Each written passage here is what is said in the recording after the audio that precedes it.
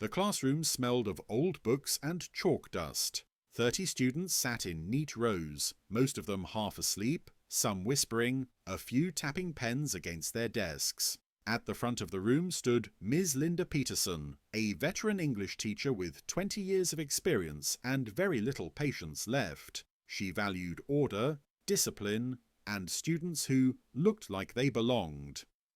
Marcus Hill did not. Marcus was 14, black, thin, his clothes were always clean but worn, faded hoodie, scuffed sneakers, backpack with a broken zipper held together by a safety pin.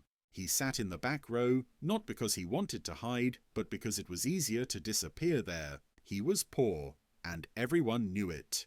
That morning, Ms. Peterson was returning graded essays. Jessica, a minus. Ryan, B+. Emily, excellent, as always. When she reached Marcus's desk, she paused. She glanced at his paper, then looked at him over her glasses.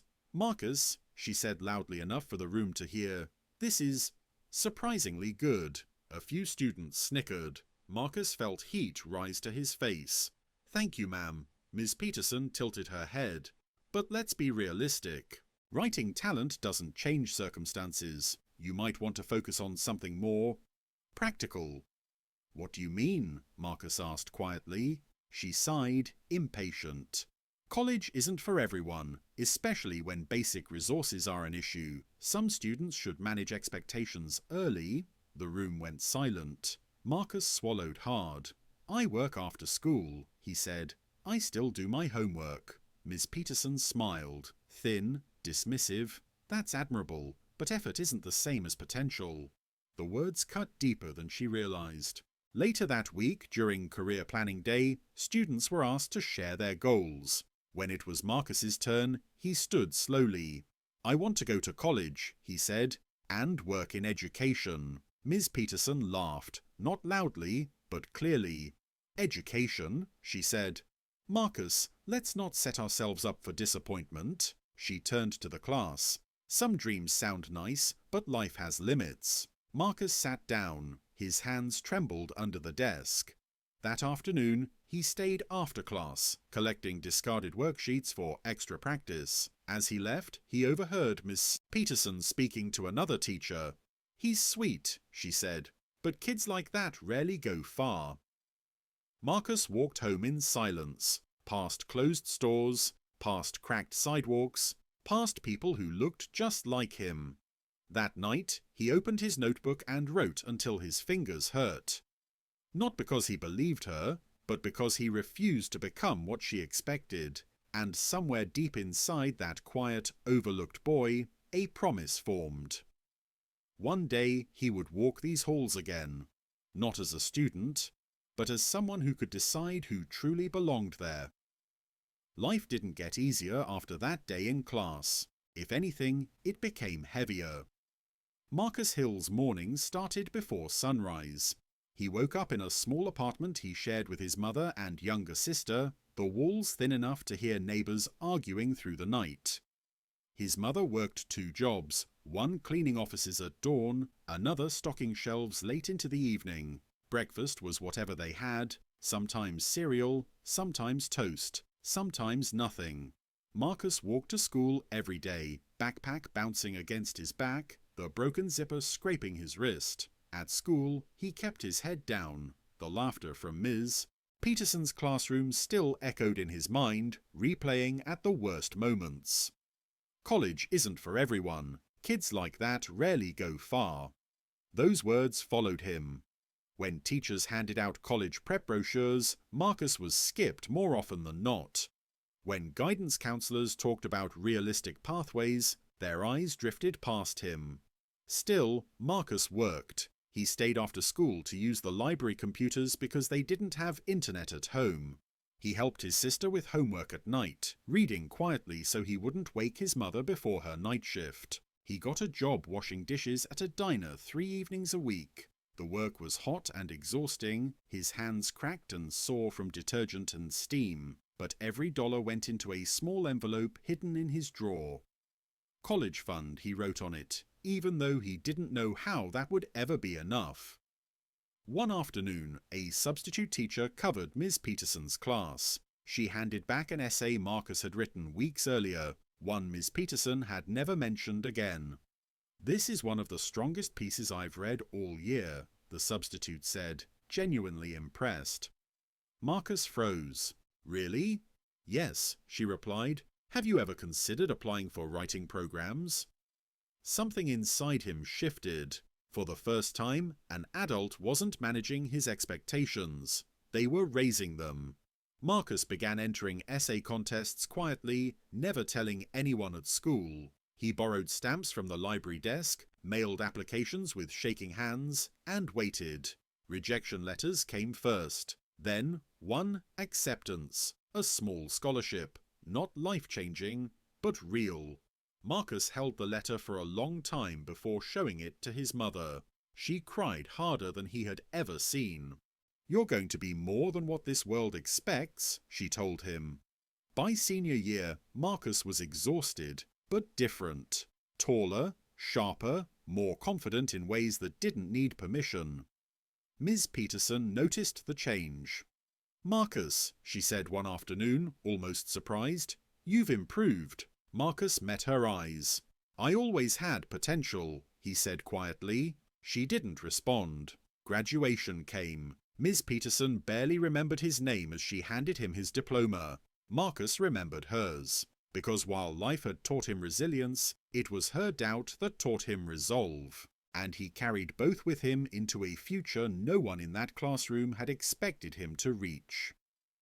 Years passed quietly, not in headlines, not in sudden miracles, but in steady, relentless progress.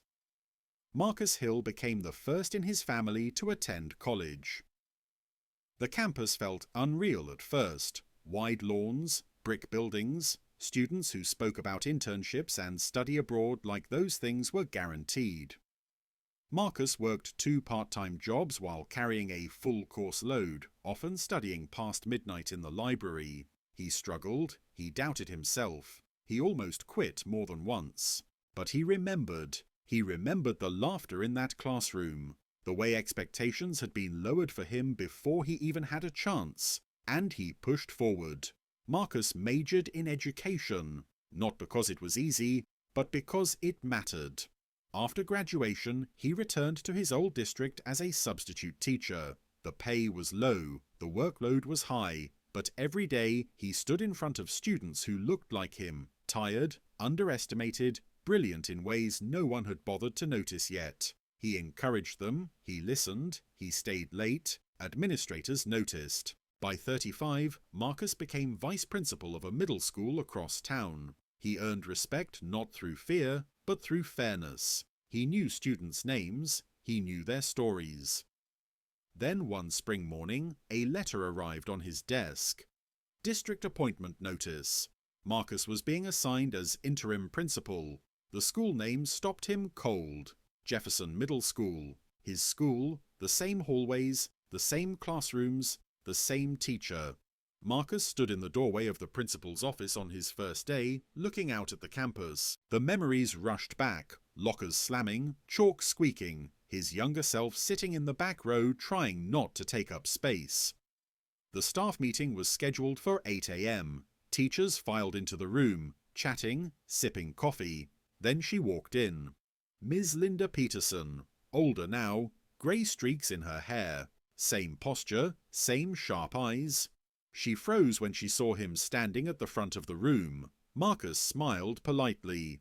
"Good morning," he said. "I'm Marcus Hill. I'll be serving as your principal this year."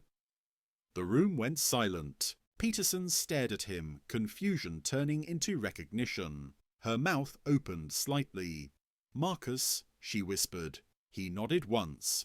The power in the room shifted, not dramatically, not cruelly, just undeniably, because the poor student she once mocked was now the man responsible for her evaluations, her classroom, her future, and Marcus felt something unexpected in his chest, not revenge, responsibility, because what he did next would define not just his success, but his character. The first weeks were tense. Ms. Peterson avoided Marcus whenever possible. She spoke less in meetings. She stayed strictly professional, as if silence could erase memory. But Marcus noticed everything, the way she hesitated before speaking, the way her confidence had dulled. He didn't confront her, not yet. Marcus believed leadership wasn't about settling old scores. It was about creating the environment he had once needed and never received. He introduced new programs quietly: writing clubs, after-school tutoring, scholarships for low-income students. Teachers were encouraged to recommend students based on effort and curiosity, not background. Students responded immediately. Classrooms changed. One afternoon, Marcus asked Ms. Peterson to meet him in his office. She arrived stiffly, clutching a notebook. "You wanted to see me?" she asked. "Yes," Marcus said calmly. "Have a seat." She sat. "I want to talk about potential," he continued. "How we recognize it, how we sometimes miss it." Her hands tightened around the notebook. "I was hard on students," she said defensively. "That's how I prepared them for reality." Marcus nodded. "Reality doesn't need our help breaking kids." Silence filled the room. "I was one of those kids," he added, "and I remember." Ms. Peterson's eyes filled with tears. "I was wrong," she said quietly. "I saw limits where there were none. I'm sorry." Marcus studied her for a long moment. "Apologies matter," he said, "but change matters more." He offered her support, training, mentoring, time. Ms. Peterson took it. She began recommending students she would once have dismissed. She changed how she spoke in class, how she listened. At the end of the year, Marcus stood on the stage at graduation, the same stage where he had once sat, invisible. He looked out at the crowd of families, many wearing the same tired expressions his mother once had. "You belong here," he told the students, "not because of where you come from, but because of what you carry inside you." Ms. Peterson watched from the front row. She applauded through tears. Years later, when asked about the proudest moment of his career, Marcus didn't mention promotions or awards. He said this: "The day I became the kind of principal my younger self needed. Because success isn't proving others wrong. It's proving that belief, when given at the right time, can change everything." Years later, Jefferson Middle School looked different. Not because of new paint or technology, though those had come too, but because of the way students walked its halls. Heads higher, voices louder, hope less fragile. Marcus Hill stood in the back of the auditorium, watching a student debate competition he had helped create. On stage, a shy black girl spoke confidently into a microphone, her words sharp and fearless. Marcus smiled. He recognized himself in her. After the event, Miss Peterson approached him.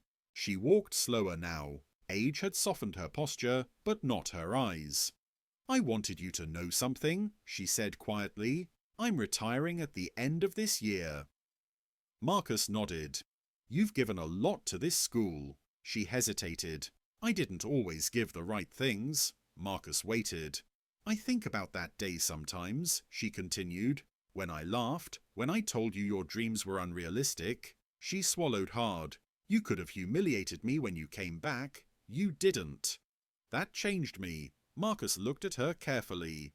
"You changed because you chose to." She nodded. "I wish I had seen you sooner." Marcus smiled gently. "You see students now. That matters."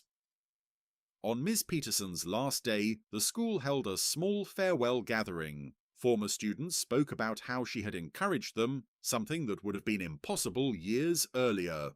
Growth had rewritten her legacy. That evening, Marcus walked through the empty halls alone. The lockers echoed softly as he passed. He stopped outside one classroom, the very room where he had once sat in the back row, shrinking under lowered expectations. He stepped inside. The desks were smaller now, the board cleaner, the room quieter. Marcus sat in the back seat for a moment. Then he stood, because he no longer belonged there. At the next district meeting, Marcus was appointed superintendent for student equity programs, a role that allowed him to shape policy far beyond one school.